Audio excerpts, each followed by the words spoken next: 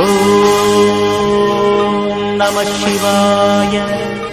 ಓಂ ನಮಃ ಶಿವಾಯ.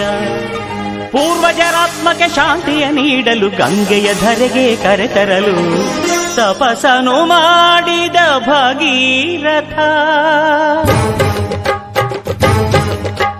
ಸುರಧಾರೆ ವರಧಾರೆ ಮಹಧಾರೆ ಜಲಧಾರೆ ಧುಮು ಧುಮುಕಿ ಧರೆಗಿಳಿಯ ಧಾರಿಸಿದರೆ ಅಲ್ಲೋಲ ಕಲ್ಲೋಲ ಭೂಮಿ ಕಾಪಾಡು ಮಾರಯ್ಯ ಸ್ವಾಮಿ.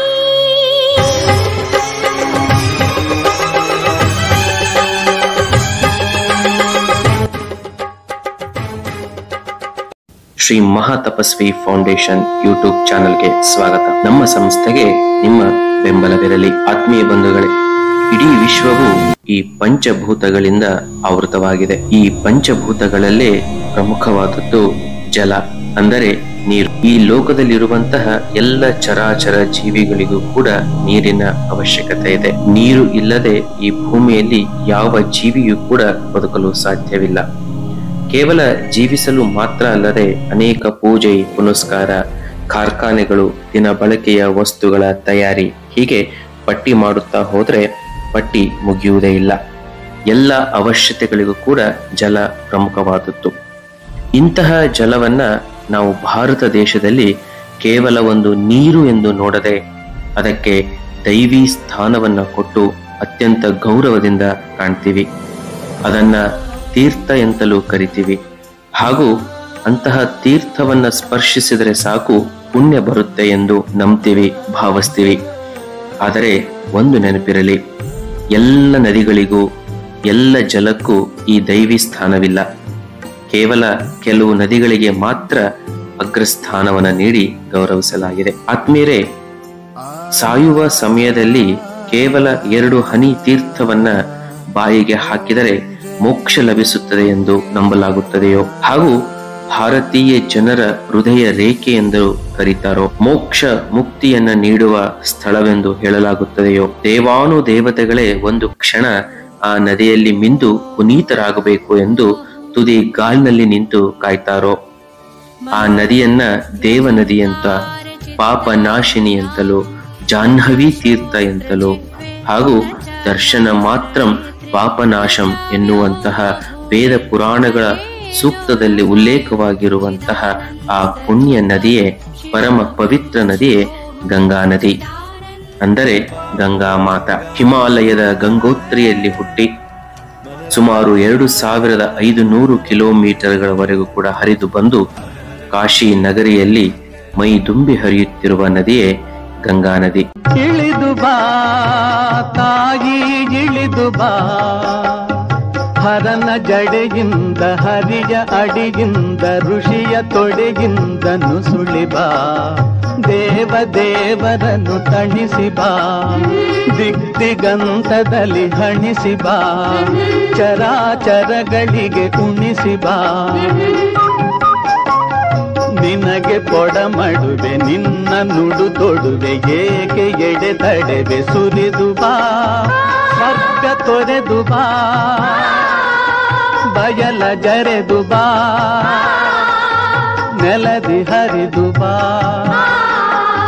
ಬಾರೆ ಬಾ ತಾಯಿ, ಇಳಿದು ಬಾ.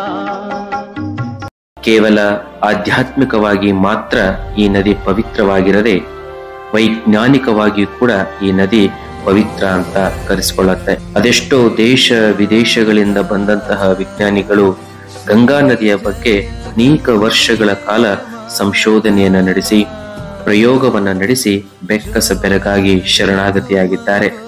ಕಾರಣ ಈ ನದಿಯಲ್ಲಿರುವಂತಹ ಔಷಧಿ ಗುಣಗಳು ಹಾಗೂ ವಿಜ್ಞಾನಕ್ಕೂ ಕೂಡ ನಿಲುಕದೇ ಇರುವ ವಿಶೇಷ ಶಕ್ತಿಯನ್ನ ನೋಡಿ ಅವರೆಲ್ಲ ಶರಣಾಗಿ ಹೋಗಿದ್ದಾರೆ. ಮಾನವರಾದ ನಾವು ಅನೇಕ ತಪ್ಪುಗಳನ್ನ, ಪಾಪಗಳನ್ನ ಮಾಡಿರ್ತೇವೆ. ಅದು ಅರಿತು ಮಾಡಿರ್ತೇವೆ, ಅರಿಯದೆಯೂ ಕೂಡ ಮಾಡಿರ್ತೇವೆ. ಈ ಅರಿತು ಅರಿಯದೆ ಮಾಡಿರುವ ಎಲ್ಲ ಪಾಪಗಳಿಗೂ ಕೂಡ ಮುಕ್ತಿ ನೀಡುವಂತಹ ಒಂದು ನಂಬಿಕೆಯ ಸ್ಥಳ ಅಂತಂದ್ರೆ ಅದುವೇ ಗಂಗಾ ಸ್ನಾನ. ಒಂದು ಬಾರಿ ಗಂಗೆಯ ಪುಣ್ಯ ಸ್ನಾನವನ್ನ ಮಾಡಿದರೆ ಸಾಕು, ಜನ್ಮ ಜನ್ಮಗಳಲ್ಲಿ ಮಾಡಿದ ಪಾಪಗಳು ನಾಶವಾಗಿ ಪುಣ್ಯ ಲಭಿಸುತ್ತದೆ ಎನ್ನುವುದು ಹಿರಿಯರ ನಂಬಿಕೆ. ಇಂದಿಗೂ ಕೂಡ ಕಾಶಿಗೆ ಬರುವಂತಹ ಬಹುತೇಕ ಭಕ್ತರಿಗಿರುವಂತಹ ಒಂದೇ ಒಂದು ಆಸೆ ಅಂತಂದರೆ, ಒಂದು ವಿಶ್ವನಾಥನ ದರ್ಶನ, ಎರಡನೇದು ಗಂಗೆಯ ಸ್ನಾನ. ಕಾರಣ, ನಾವು ಮಾಡಿದ ಎಲ್ಲ ಪಾಪಗಳಿಂದ ನಾವು ಮುಕ್ತರಾಗಬೇಕು ಎನ್ನುವುದು ಅವರ ಹೆಬ್ಬಯಕೆ ಆಗಿರ್ತದೆ. ಆತ್ಮೀಯರೇ, ನಿಜವಾಗಿಯೂ ಕೂಡ ಒಂದು ಮಾತು ಹೇಳಬೇಕು ಅಂತಂದ್ರೆ, ಗಂಗೆಯ ಪುಣ್ಯ ಮಡಿಲಿನಲ್ಲಿ ಸ್ನಾನವನ್ನ ಮಾಡುವ ಸಮಯದಲ್ಲಿ ನಿಜವಾಗಿಯೂ ಕೂಡ ನಾವು ನಮ್ಮ ಹೆತ್ತಮ್ಮನ ಮಡಿಲಿನಲ್ಲಿ ಇರುವಂತೆ ಭಾಸ ಆಗುತ್ತೆ. ಬಾಲ್ಯದಲ್ಲಿ ಹೇಗೆ ತಾಯಿ ತನ್ನ ಮಗುವನ್ನ ಸ್ನಾನ ಮಾಡಿಸುವಾಗ ಸಂತೈಸಿ ಸಂತೋಷದಿಂದ, ಅಕ್ಕರೆಯಿಂದ, ಪ್ರೀತಿಯಿಂದ, ಕಾಳಜಿಯಿಂದ ಸ್ನಾನ ಮಾಡಿಸುತ್ತಾಳೋ ಅದೇ ರೀತಿಯ ಮನೋಭಾವನೆ ಗಂಗಾ ಸ್ನಾನದಲ್ಲಿ ನಮಗೆ ಉಂಟಾಗುತ್ತೆ. ಅಂದರೆ ಗಂಗೆಯು ಕೂಡ ತಾಯಿ ಅಲ್ವಾ? ಹಾಗಾಗಿ ಆ ತಾಯಿಯ ಮನೋಬಲದ ಸ್ಪರ್ಶ ನಮಗೆ ಗಂಗಾ ಸ್ನಾನದಲ್ಲಿ ಕಂಡುಬರುತ್ತೆ. ಕೇವಲ ಮಾನವರಿಗೆ ಮಾತ್ರ ಅಲ್ಲ, ದೇವಾನುದೇವತೆಗಳಿಗೆ, ಮೂರ್ತಿಗಳಿಗೆ ಪ್ರಾಣ ಪ್ರತಿಷ್ಠಾಪನೆಯನ್ನ ಮಾಡಬೇಕಾದ್ರೂ ಕೂಡ ಈ ಗಂಗಾ ನದಿಯ ಪುಣ್ಯ ತೀರ್ಥವನ್ನ ಬಳಸಲಾಗುತ್ತೆ. ಹಾಗೂ ಯಾವುದೇ ದೇವಾಲಯವಿರ್ಬೋದು, ಮಠ, ಮಂದಿರ, ಮನೆ ಇತ್ಯಾದಿ ಸ್ಥಳಗಳನ್ನ ಶುದ್ಧೀಕರಣ ಮಾಡುವ ಸ್ಥಳದಲ್ಲೂ ಕೂಡ ಗಂಗಾ ತೀರ್ಥದ ಪ್ರೋಕ್ಷಣೆಯನ್ನ ಮಾಡ್ತಾರೆ. ಅನೇಕ ಕಳಸಾರೋಹಣಗಳಲ್ಲಿ ಕೂಡ ಕುಂಭಾಭಿಷೇಕವನ್ನ ಮಾಡಬೇಕಾದ್ರೆ ಈ ಗಂಗೆಯ ಪುಣ್ಯ ತೀರ್ಥವನ್ನೇ ಬಳಸಲಾಗತ್ತೆ. ಅಂದರೆ ನಾವೆಲ್ಲ ಅರ್ಥ ಮಾಡ್ಕೋಬೇಕು, ದೇವಾನುದೇವತೆಗಳಿಗೂ ಕೂಡ ಶಕ್ತಿಯನ್ನ ನೀಡುವಂತಹ ಶಕ್ತಿ ಆ ಪುಣ್ಯ ತೀರ್ಥ ಗಂಗಾ ನದಿಗೆ ಇದೆ ಎನ್ನುವಂತಹದ್ದು ಪುರಾಣಗಳ ಪ್ರಕಾರ. ಹಾಗೂ ಅನೇಕ ರಾಮಾಯಣ, ಮಹಾಭಾರತ, ಭಾಗವತ, ಅನೇಕ ವೇದಗಳ ಪ್ರಕಾರವಾಗಿ ಮೃತ್ಯುವಿನ ಮಡಿಲಿನಲ್ಲಿ ಇದ್ದಾಗ ಬಾಯಿಗೆ 2 ಹನಿ ಗಂಗಾ ಜಲವನ್ನ ಹಾಕಿದರೆ ಅವರು ಮಾಡಿರುವಂತಹ ಎಲ್ಲ ಪಾಪಗಳಿಂದ ಅವರು ಮುಕ್ತಿಯನ್ನ ಪಡೆದು ಮೋಕ್ಷಕ್ಕೆ ಹೋಗ್ತಾರೆ, ಅಂದ್ರೆ ನೇರವಾಗಿ ಸ್ವರ್ಗಕ್ಕೆ ಹೋಗ್ತಾರೆ ಎನ್ನುವಂತಹ ನಂಬಿಕೆ ಇದೆ. ಇಂತಹ ಪುಣ್ಯ ನದಿ ಕಾಶಿಯಲ್ಲಿ ವರ್ಷದ 365 ದಿನವೂ ಕೂಡ ಮೈ ತುಂಬಿ ಹರಿಯುತ್ತಾಳೆ.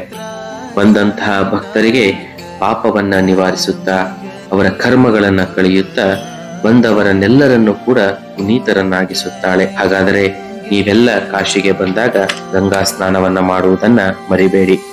ಆದರೆ ಬಂಧುಗಳೇ, ಗಂಗಾ ಸ್ನಾನವನ್ನ ಹೇಗೆ ಹಾಗೆ ಮಾಡುವಂತಿಲ್ಲ. ಅದಕ್ಕೆ ಒಂದು ಸಮಯ ಇದೆ, ಅದಕ್ಕೆ ಒಂದು ನಿಯಮ ಇದೆ, ಒಂದು ಪದ್ಧತಿ ಇದೆ, ಒಂದು ರೀತಿ ಇದೆ, ಒಂದು ರಿವಾಜ್ ಇದೆ. ಅದನ್ನ ಸರಿಯಾಗಿ ನಾವು ಪಾಲಿಸಿ ಗಂಗಾ ಸ್ನಾನವನ್ನ ಮಾಡಿದರೆ ಮಾತ್ರ ನಮಗೆ ಪುಣ್ಯ ಲಭಿಸುತ್ತೆ. ಇಲ್ಲವಾದರೆ ಅದು ಕೇವಲ ಸ್ನಾನವಾಗುತ್ತೆ. ಗಂಗಾ ಸ್ನಾನ ಪರಿಪೂರ್ಣವಾಗಬೇಕಾದ್ರೆ ಕೆಲವು ನಿಯಮಗಳನ್ನ ಕಟ್ಟುನಿಟ್ಟಾಗಿ ನಾವೆಲ್ಲ ಅನುಸರಿಸಲೇಬೇಕು. ಅಂತಹ ನಿಯಮಗಳೇನು, ಯಾವ ನಿಯಮಗಳನ್ನು ಅನುಸರಿಸಿದರೆ ಸಾಕ್ಷಾತ್ ಗಂಗೆಯ ಅನುಗ್ರಹ ನಮಗೆ ಸಿಗುತ್ತೆ ಎನ್ನುವುದನ್ನ ಮುಂದಿನ ವಿಡಿಯೋದಲ್ಲಿ ತಿಳಿಯೋಣ. ಧನ್ಯವಾದಗಳು. ನಮ್ಮ ಈ ಸಂಸ್ಥೆಯ ಯೂಟ್ಯೂಬ್ ಚಾನೆಲ್ಗೆ ನಿಮ್ಮ ಸಬ್ಸ್ಕ್ರೈಬರ್, ಲೈಕ್ ಮತ್ತು ಶೇರ್ ಖಂಡಿತವಾಗಿಯೂ ಇರಲಿ. ಶುಭವಾಗಲಿ.